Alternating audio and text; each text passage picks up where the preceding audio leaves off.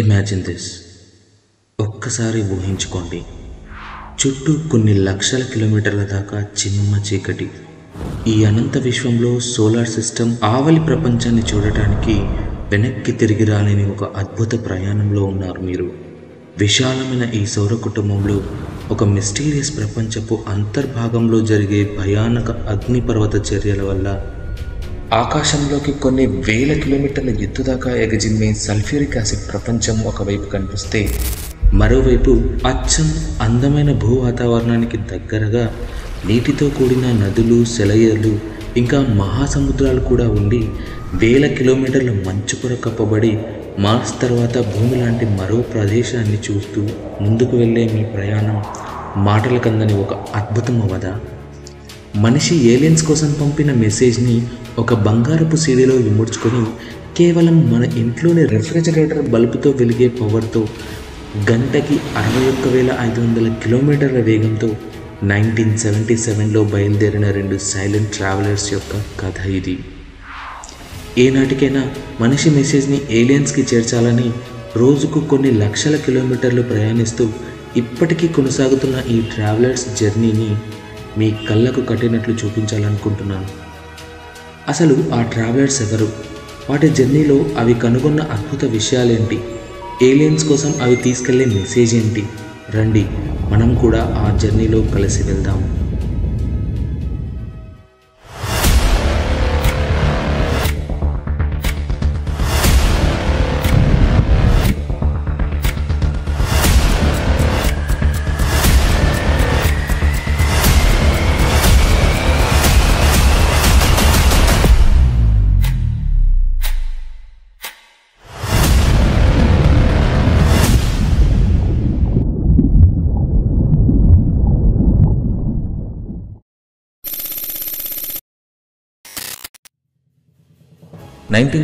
లో నాసా మరియు సోవియట్ యూనియన్ల మధ్య స్పేస్ కాంపిటీషన్ పీక్స్లో ఉన్న రోజులవి. అప్పటికే ఫస్ట్ శాటిలైట్ స్పుత్నిక్ 1 మరియు first human in space Yuri గగారిన్ని పంపించి సోవియట్ యూనియన్ స్పేస్ రేస్లో దూసుకొని పోతుంది. దీనికి ధీటుగా నాసా ఏం చేస్తుందో అన్న క్యూరియాసిటీ ప్రపంచం మొత్తం మొదలైంది. 1969లో అపోలో 11తో మూన్ ల్యాండింగ్ చేసి స్పేస్ రేస్ విన్ అయిన నాసా మానవ అంతరిక్ష చరిత్రలో అద్భుతాన్ని సృష్టించింది.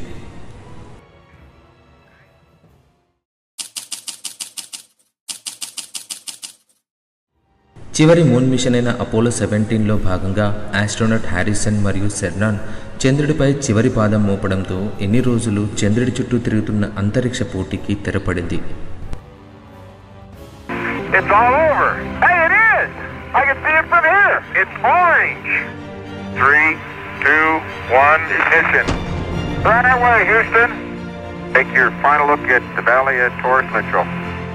Here man completed its first exploration of the moon.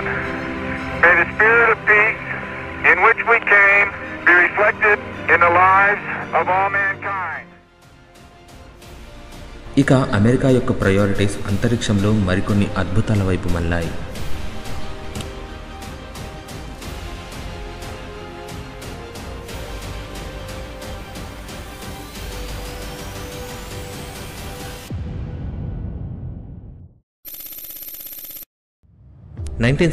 లో సైంటిస్ట్ జో కట్టింగ్ మరియు అతని టీం ఔటర్ ప్లానెట్స్కి పంపే మిషన్స్ కోసం ఆపర్చునిటీస్ని స్టడీ చేస్తున్నారు.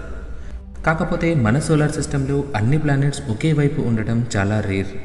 ప్లానెటరీ యొక్క హిస్టారికల్ పొజిషన్స్ని అంచనా వేసి నెక్స్ట్ 10 yearsలో అన్ని ప్లానెట్స్ కూడా సూర్యుడికి ఒకే వైపు వచ్చే రేర్ జియోమెట్రిక్ అరేంజ్మెంట్ని ప్రిడిక్ట్ చేశారు. 1970s చివరి దశకంలో గనక ఒక స్పేస్ క్రాఫ్ట్ ఎర్త్ యొక్క గ్రావిటీ అసిస్ట్ని యూజ్ చేసుకొని పైకి వెళ్ళగలిగితే 10 సంవత్సరాల వ్యవధిలోని అప్పటిదాకా కని విని ఎరుగని అన్ని ఔటర్ ప్లానెట్స్ యొక్క రియలిస్టిక్ ఇమేజెస్ని చూడగలిగే అద్భుత అవకాశం అది. ఇంతటి అద్భుత అవకాశం మిస్ అయితే మళ్ళీ 176 years దాకా, అంటే 2153 దాకా అలాంటి అవకాశం ఇంకోటి రాదు. అయితే ఇంటర్ప్లానెటరీ మిషన్స్ కోసం తక్కువ ఫ్యూయల్ని యూజ్ చేసుకొని వెళ్ళగలగటం చాలా క్రూషియల్. తక్కువ ఫ్యూయల్తో ఒక ప్లానెట్ నుండి మరో ప్లానెట్కి వెళ్ళటానికి ఇంటర్ప్లానెటరీ గ్రావిటీ అసిస్ట్ అనే కాన్సెప్ట్ని యూజ్ చేయొచ్చని ఆయన కనుక్కున్నారు. అసలు గ్రావిటీ అసిస్ట్ అంటే ఏంటి ఇప్పుడు తెలుసుకుందాం రండి. మన సోలార్ సిస్టంలో ఇన్నర్ ప్లానెట్స్ అయిన ఎర్త్, మార్స్, వీనస్, మెర్క్యూరీ సూర్యుడి గ్రావిటీ వల్ల ఫాస్ట్గా ఆర్బిట్ చేస్తూ ఉంటాయి. అలాగే ఔటర్ ప్లానెట్స్ చాలా స్లోగా తిరుగుతూ ఉంటాయి.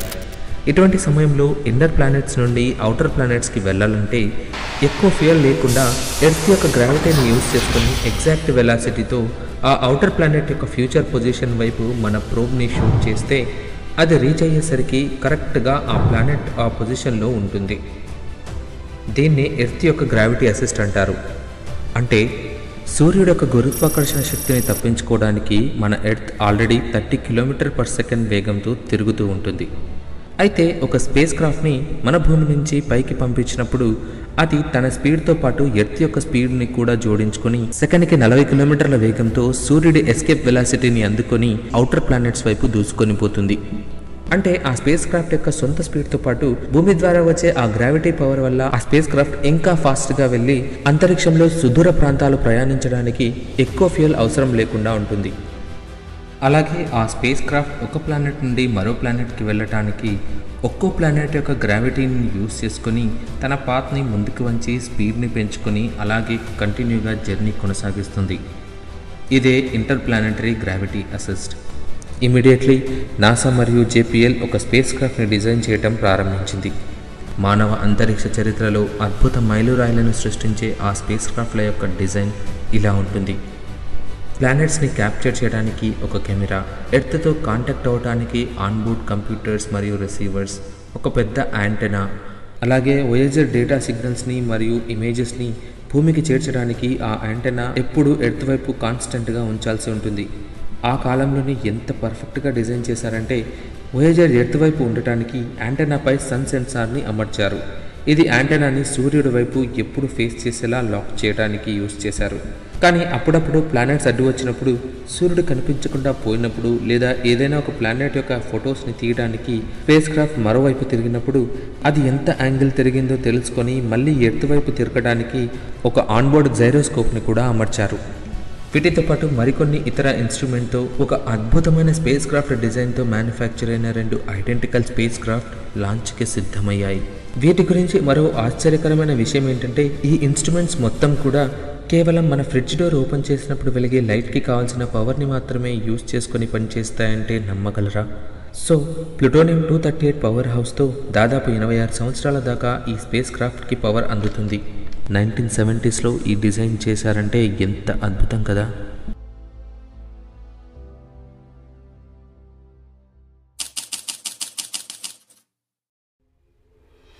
మానవ అంతరిక్ష చరిత్రలో కనీవిని ఎరుగని ఒక అద్భుతమైన జర్నీ అది. 1977 ఆగస్టు 20న వోయేజర్ 2 ముందుగా లాంచ్ అయితే 16 రోజుల తర్వాత సెప్టెంబర్ 5న వోయేజర్ 1 ఆకాశంలోకి దూసుకెళ్ళింది.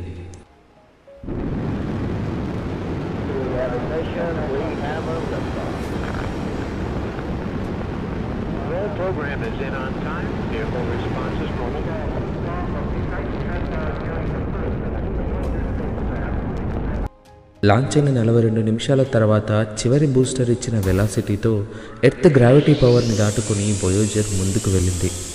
దాదాపు 1 గంట తర్వాత స్పేస్ క్రాఫ్ట్ బూస్టర్తో విడిపోయి అనంత విశ్వంలో మొట్టమొదటి గమ్యమైన జూపిటర్ వైపు తన ప్రయాణాన్ని కొనసాగించింది. రోజుకు దాదాపు 10 లక్షల కిలోమీటర్ల దూరం ప్రయాణిస్తూ లాంచ్ చేసిన 22 రోజులకే 21 మిలియన్ కిలోమీటర్ల దూరానికి వెళ్ళింది వోయేజర్ 1. సెప్టెంబర్ 16, 1977. భూమి నుండి 21 మిలియన్ కిలోమీటర్ల దూరంలో ఉండి వోయేజర్ 1 తీసిన మొట్టమొదటి ఫోటోగ్రాఫ్ ఇది. ఎర్త్ మరియు మూన్ని ఒకే ఫ్రేమ్లో చూడగలిగే అమేజింగ్ పిక్చర్.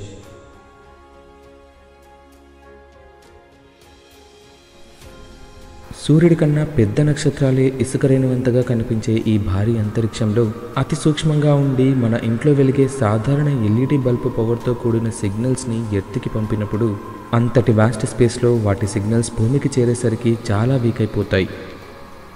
ఎంత వీక్ అంటే 1 × 10⁻⁻16 అంటే 0.000 ఇలా 16 zeros తర్వాత 1 అన్ని వాట్లన్నమాట. GPS లాంటి అత్యాధునిక టెక్నాలజీ అప్పుడప్పుడే ఆదరణ పొందుతున్న ఆ రోజుల్లో అంత వీక్ సిగ్నల్స్ని కూడా క్యాచ్ చేయగలగటం, తరచూ సిస్టమ్స్లో ఏర్పడే ఎర్రర్స్ని కూడా ఎర్త్ నుండే కోడింగ్ చేసి సరిచేయడం ఎంత అద్భుతం కదా. దీనికి కారణం నాసా యొక్క డీప్ స్పేస్ నెట్వర్క్. ఎర్త్ చుట్టూ కాలిఫోర్నియా, స్పెయిన్, ఆస్ట్రేలియాలలో 3 స్ట్రాటజిక్ లొకేషన్స్లలో 30 నుండి 230 అడుగుల భారీ యాంటెనాలు 24 అవర్స్ డీప్ స్పేస్ సిగ్నల్స్ని క్యాప్చర్ చేయగలుగుతున్నాయి. దీనివల్లే అంతరిక్షంలో తప్పిపోయిన అతి సూక్ష్మ సిగ్నల్స్ని కూడా శాస్త్రవేత్తలు అందుకోగలుగుతున్నారు. ఈ సిగ్నల్స్ ద్వారా వయోజర్ యొక్క డిస్టెన్స్ని, స్పీడ్ని మెజర్ చేసి అత్యంత ప్రిసైజ్ క్యాలిక్యులేషన్స్తో వయోజర్ యొక్క డైరెక్షన్స్ని కంట్రోల్ చేయగలిగారు. ఎంత పర్ఫెక్ట్ క్యాలిక్యులేషన్స్ అంటే జూపిటర్ని కంటిన్యూస్గా ఫొటోస్ తీయడానికి చేరవలసిన ఒక పాయింట్కి రీచ్ అవ్వడానికి వయోజర్ జస్ట్ 40 సెకండ్స్ లేట్గా రీచ్ అయిందంటే నమ్మగలరా? జూపిటర్ నుండి దాదాపు 3.6 కోట్ల కిలోమీటర్ల దూరం. ప్రతి 96 సెకండ్లకు ఒకసారి 100 గంటల పాటు కంటిన్యూస్గా పిక్చర్స్ తీసి రియల్ టైంలో ఎర్త్కి పంపించడం స్టార్ట్ చేసింది వయోజర్ 1. ఈ పిక్చర్స్ అన్నీ కలిపితే వచ్చిన వీడియో ఇది జూపిటర్పై 10 రోజులకు సమానం. ఇదే జూపిటర్ యొక్క అన్ఫిల్టర్డ్, అన్ప్రాసెస్డ్ ఇమేజ్. భూమి నుండి దాదాపు 56.8 కోట్ల కిలోమీటర్లు ప్రయాణించి ఫిబ్రవరి ఎండింగ్ 1979లో వోయేజర్ 1 ది గ్రాండ్ ప్లానెట్ యొక్క గురుత్వాకర్షణ పరిధిలోకి చేరింది. Jupiter's magnetic field. సోలార్ సిస్టంలోని అన్ని ప్లానెట్స్ కంటే శక్తివంతమైన మ్యాగ్నెటిక్ ఫీల్డ్స్ ఇవి. ఐరన్, నికెల్ వల్ల ఏర్పడిన భూమి మ్యాగ్నెటిక్ ఫీల్డ్స్ కన్నా భిన్నంగా ఎక్స్ట్రీమ్ ప్రెజర్లో ఉన్న హైడ్రోజన్ అణువులు మెటల్గా మారి సృష్టించే కరెంటు ద్వారా పుట్టిన ఈ మ్యాగ్నెటిక్ ఫీల్డ్స్ సూర్యుడి వైపు దాదాపు 70 లక్షల కిలోమీటర్ల దూరం ఉంటుంది. మరోవైపు దాదాపు సాటర్న్ దాకా విస్తరించి ఉన్నాయంటే నమ్మశక్యం కాదు కదా. జూపిటర్ యొక్క అట్మాస్ఫియర్ 87 నుండి 92% హైడ్రోజన్ అణువులతోనే నిండి ఉండి 8 to 12% హీలియం మరియు మిగతా మీథేన్, అమ్మోనియం అణువులతో ఉన్న ఈ గ్రాండ్ ప్లానెట్ ఎర్త్ కన్నా 1300 రెట్లు పెద్దగా ఉంటుంది. 318 ఎర్త్ మాసెస్కి సమానమైన బరువుతో, సర్ఫేస్ కాదు కదా సాలిడ్ కోర్ కూడా ఉందో లేదో తెలియని అతిపెద్ద గ్యాస్ జెయింట్ ప్లానెట్ ఇది. జస్ట్ నక్షత్రంగా మారవలసిన ఒక ఆబ్జెక్ట్ మాస్ తక్కువగా ఉండడం వల్ల ఒక ప్లానెట్గా మిగిలిపోయింది. జూపిటర్ యొక్క మిడిల్ జోన్ మెటీరియల్ సన్లైట్కి రియాక్ట్ అయ్యి ఆరెంజ్ మరియు బ్రౌన్ కలర్లో కనిపిస్తే అప్పర్ బ్యాండ్లో క్రిస్టల్ అమ్మోనియా మెటీరియల్స్తో నిండి ఉన్న మేఘాలుంటాయి. ఈ మహాగ్రహంపై చిన్న చిన్న స్ట్రోమ్లు చాలా ఉన్నప్పటికీ భూమి కన్నా పెద్దగా దాదాపు గంటకి 432 కిలోమీటర్ల వేగంతో డీప్గా చొచ్చుకొని పోయిన భయానకమైన తుఫాన్ ఇది. కనీసం 400 సంవత్సరాల నుండి ఇది ఇంతే సైజులో ఉందంటే నమ్మగలరా? ఇమాజిన్, మన భూమి కన్నా పెద్ద స్ట్రోమ్, సో మ్యాసివ్. అలా వయోజర్ జూపిటర్ యొక్క అద్భుతమైన రియల్ పిక్చర్స్ని గమనిస్తూ తన కెమెరాని మూన్స్ వైపుకు తిప్పింది. The IO. ఇప్పుడు ఒక భయంకరమైన ప్రపంచాన్ని ఊహించుకోండి. మీ పాదాల కిందున్న భూభాగం కాన్స్టెంట్గా ఉడుకుతూ లక్షల డిగ్రీస్ లావాని వెదజల్లుతూ దాదాపు 400 కన్నా ఎక్కువ అగ్నిపర్వతాలతో ఉండి 1000 కిలోమీటర్ల వరకు ఆకాశంలో సల్ఫర్ డైఆక్సైడ్ని పంపిస్తున్న ఆ భయానక ప్రపంచం ఎలా ఉంటుంది? అది Io, the fire ball of Jupiter. 1610లో గెలీలియో ఐఓని మొట్టమొదటిసారిగా కనుక్కున్న తర్వాత 3 శతాబ్దాల దాకా అది ఒక నార్మల్ పీస్ఫుల్ మూన్గా అనుకున్నారు శాస్త్రవేత్తలు. కానీ వయోజర్ 1 కెమెరాస్ ద్వారా చూసిన ఆ ప్రపంచం అంత ప్రశాంతమైనది కాదు. దాదాపు ప్రతి సెకండ్కి 1 మెట్రిక్ టన్ లావాని కక్కుతూ భయంకర ఎక్స్ప్లోజన్స్తో కంటిన్యూస్గా ఉడుకుతూ ఉంది. ఐఓ జియోలాజికలీ ఇంత యాక్టివ్గా ఉండి ఇన్ని వాల్కనోస్ ఏర్పడడానికి ఒక విచిత్రమైన కారణం ఉంది. ఐఓ జూపిటర్కి అతి దగ్గరగా ఉండి దాని కోర్ మ్యాగ్నెటిక్ ఫీల్డ్ ఏరియాలో ఉంది. ఆ మహా ప్లానెట్ అత్యంత శక్తివంతమైన గ్రావిటేషనల్ ఫోర్సెస్ వల్ల ఒకవైపుకు లాగబడితే ఇంకోవైపు జూపిటర్ యొక్క మరో 2 అతిపెద్ద మూన్స్ తమ పవర్ఫుల్ టైడల్ ఫోర్సెస్తో ఇంకోవైపుకు లాగుతున్నాయి. ఇందుచేత ఐఓలో ఇంటర్నల్గా చాలా హీట్ ప్రొడ్యూస్ అయ్యి నిజానికి టార్చర్ అనుభవిస్తుంది. కంటిన్యూస్ ఎరప్షన్స్ వల్ల ఇక్కడ లిక్విడ్ సల్ఫర్ మరియు సిలికేట్తో కూడిన లావా సరస్సులు మరియు నదులు ఏకధాటిగా ప్రవహిస్తూ సర్ఫేస్ ఎప్పటికప్పుడు మారిపోతూ ఉంటుంది. అందుకే మన మూన్పై ఉన్నట్లుగా క్రేటర్ ఇంపాక్ట్స్ గుర్తులు ఇక్కడ ఉండవు. మరో షాకింగ్ నిజం చెప్పనా? సల్ఫర్ డిపాజిట్స్, వాల్కెనో యాష్తో కలర్ఫుల్గా కనిపించే ఈ ఏలియన్ వరల్డ్ జూపిటర్ మీద ఏర్పడే కొన్ని పవర్ఫుల్ ఉరుములు మెరుపులకి కారణమంటే నమ్మగలరా? ఇంత చిన్న మూన్ అంత పెద్ద జూపిటర్పై లైట్నింగ్స్కి కారణమేంటి అనుకుంటున్నారా? ఎలాగో చెప్తాను వినండి. జూపిటర్ యొక్క ఇన్నర్ మ్యాగ్నెటిక్ ఫీల్డ్ లైన్స్ని కట్ చేస్తూ వెళ్లే సమయంలో ఐఓ దాని చుట్టూ దాదాపు 4 లక్షల వోల్టేజ్ని ప్రొడ్యూస్ చేసుకుంటుంది. దీనివల్ల ఆ మూన్ వాతావరణంలో దాదాపు 3 మిలియన్ యాంప్స్ల కరెంటు ప్రొడ్యూస్ అవుతుంది. దీంతో జూపిటర్ చుట్టూ ఒక ఫ్లక్స్ ట్యూబ్ క్రియేట్ అయ్యి ప్రొడ్యూస్ అయిన కరెంటు జూపిటర్ యొక్క అప్పర్ అట్మాస్ఫియర్కి చేరి పోల్స్ దగ్గర బ్యూటిఫుల్ అరోరాస్ క్రియేట్ అవుతాయి. ఈ ఎలక్ట్రాన్స్ రెయిన్ జూపిటర్ యొక్క పోలార్ రీజియన్లో పవర్ఫుల్ లైట్నింగ్స్ని క్రియేట్ చేస్తుంది. ఆ సిచ్యువేషన్లో మనం అక్కడ ఉంటే బ్రతకలేం, కానీ నిజంగా అక్కడికి వెళ్ళగలిగితే ఆ అద్భుతాన్ని చూడటానికి మన 2 కళ్ళు చాలవేమో.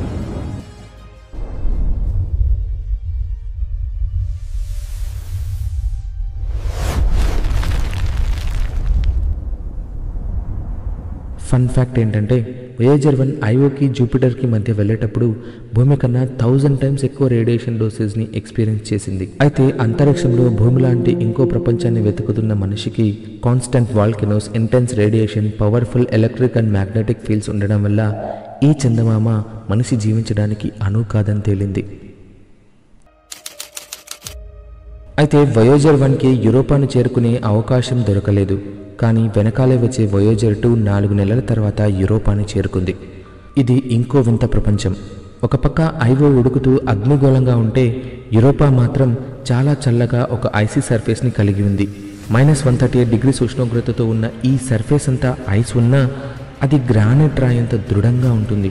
అయితే జూపిటర్ యొక్క టైడల్ ఫోర్సెస్ వల్ల యూరోపా సర్ఫేస్పై ఒక నిర్దిష్టమైన ప్యాటర్న్స్ కనిపించాలి. కానీ కొండలు, పర్వతాలు లేకుండా అక్కడక్కడ స్క్రాచ్ మార్క్స్ తప్పిస్తే సర్ఫేస్ అంతా స్మూత్గా ఉండి సోలార్ సిస్టంలోని అత్యంత స్మూతెస్ట్ ఆబ్జెక్ట్ అయింది. అలాగే మన చంద్రుడి మీద ఉన్నట్లుగా క్రేటర్ మార్క్స్ కూడా లేవు. మరి ఇంత స్మూత్గా ఎలా మారిపోయింది? శాస్త్రవేత్తలు డేటాని మరికాస్త పరిశోధించి చూశారు. యూరోపా యొక్క కోర్ కదులుతూ ఉండి దానిపై ఒక రీస్ట్రక్చరింగ్ మెకానిజం జరుగుతూ ఉందని అర్థమైంది.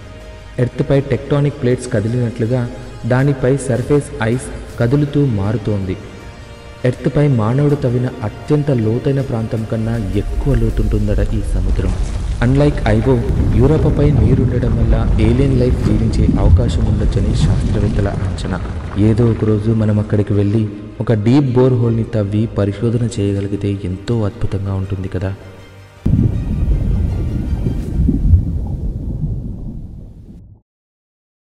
గెనీమెడే జూపిటర్కి దాదాపు 1 మిలియన్ కిలోమీటర్స్ దూరంలో ఉండి సోలార్ సిస్టంలోని లార్జెస్ట్ మరియు మ్యాసివ్ మూన్ అయిన గెనీమెడే ఎంత పెద్దగా ఉంటుందంటే మన ఫస్ట్ ప్లానెట్ మెర్క్యూరీ కన్నా ఇదే పెద్దదంటే నమ్మండి. అయినప్పటికీ మెర్క్యూరీ యొక్క మాస్లో సగం కూడా ఉండకపోవడానికి కారణం దీని మెటీరియల్ కొంత సాలిడ్ రాక్తో మరికొంత ఐస్తో ఉండటమే. అంత తక్కువ మాస్ ఉన్నప్పటికీ విచిత్రంగా దీని చుట్టూ ఒక అయస్కాంత క్షేత్రాన్ని కనుక్కుంది వోయేజర్. జూపిటర్ నుండి 1 మిలియన్ కిలోమీటర్స్ దూరంలో ఉండడంతో టైడల్ ఫోర్సెస్ చేరని ఈ మూన్పై ఎలక్ట్రోమాగ్నెటిక్ లైన్స్ ఉండటం, అది షిఫ్ట్ అవుతూ ఉండటం ఒక షాకింగ్ ఫ్యాక్ట్. శాస్త్రవేత్తల అంచనా ప్రకారం దీనికి కారణం దీని సర్ఫేస్ కింద అత్యంత లోతైన ఉప్పునీటి మహాసముద్రం ఉందని అంచనా. కాకపోతే మనిషి ఈ సర్ఫేస్ మీద ఎక్కువ రోజులు బతకలేడు. దీనిపై ఉన్న సర్ఫేస్ రేడియేషన్ కారణంతో 2 నెలల కన్నా ఎక్కువగా బ్రతకడం సాధ్యం కాదు. ఇక చివరగా వోయేజర్ 1 జూపిటర్ యొక్క ఈక్వెటర్ పై నుండి వెళ్ళేటప్పుడు దాని టెలివిజన్ కెమెరాని దాదాపు 11 నిమిషాల 12 సెకండ్ల దాకా ఫోకస్ చేసి ఈ ఫోటో తీసింది. ఈ ఫోటో ద్వారా నాసా అత్యంత డిమ్గా ఉన్న ఒక ప్రాంతం కోసం వెతికింది. ఈ ఫోటోలో కనిపిస్తున్న వంపు గీతలు నిజానికి నక్షత్రాలు. వోయేజర్ 11 నిమిషాలు కంటిన్యూగా ఫోకస్ చేసినప్పుడు వంకరగా డ్రాగ్ అయిన స్టార్స్ యొక్క లైట్స్ పాత్ ఇది. కానీ మధ్యలో కనిపించే లైట్ బాండ్ ఏంటో తెలుసా? అదే జూపిటర్ యొక్క రింగ్స్. ఎస్, అప్పటిదాకా జూపిటర్కి అసలు రింగ్సే లేవనుకున్న మనకు జూపిటర్స్కి కూడా రింగ్స్ ఉన్నాయని తెలిసింది. అవి కూడా అత్యంత డిమ్గా ఉన్నాయని తెలిసింది. జూపిటర్ మరియు దాని మూన్స్ని ఇంత ఇంక్రెడిబుల్గా చూపించిన వోయేజర్ తన నెక్స్ట్ డెస్టినేషన్స్ అయిన సాటర్న్, యురేనస్, నెప్ట్యూన్ వైపుకు జూపిటర్ యొక్క గ్రావిటీ యాక్సెస్ని యూజ్ చేసుకుని దూసుకెళ్ళింది. ఇప్పటిదాకా జూపిటర్, మూన్స్ గురించి ఎన్నో తెలియని విషయాలను వోయేజర్ మనకి జర్నీలో తెలియజేసింది. అలాగే తర్వాతి గ్రహాలలో ఎలాంటి అద్భుతాలను ఈ ప్రాజెక్ట్ మన కళ్ళకు కట్టినట్లు చూపించింది. అసలు వోయేజర్ మిషన్కి హెల్ప్ చేయడానికి అంతకన్నా ముందు ప్రయోగించిన పయోనీర్ ప్రాజెక్ట్ తీసుకున్న రిస్క్ ఏంటి? సోలార్ సిస్టంలో మనిషి మనుగడకై అనువైన మరో ప్రపంచంలో ఏముంది? సోలార్ సిస్టంలోని అత్యంత వేగంగా తుఫాను గాలులు ఎక్కడ వీస్తాయి? ఇంకా మరెన్నో అద్భుత విషయాలను నెక్స్ట్ పార్ట్లో తెలుసుకుందాం. హాయ్ మై డియర్ ఫ్రెండ్స్, ఎన్ని రోజులైనా నాపై అభిమానాన్ని అలాగే ఉంచినందుకు, ఛానల్ని గుర్తుపెట్టుకొని మరీ వచ్చి నా కోసం కమెంట్స్ చేస్తున్న మా సబ్స్క్రైబర్స్ అందరికీ మనస్ఫూర్తిగా కృతజ్ఞతలు తెలియజేసుకుంటున్నాను. ఈ వీడియోలో నా రీసెర్చ్ యొక్క కష్టం కనిపించి మీకు ఈ జర్నీ నచ్చుంటే ఒక చిన్న లైక్, మీ మనస్ఫూర్తిగా పెట్టే కామెంట్ నా నెక్స్ట్ వీడియోస్కి బూస్టప్గా నిలుస్తాయి. Thank you my friend. Thanks for watching till the end.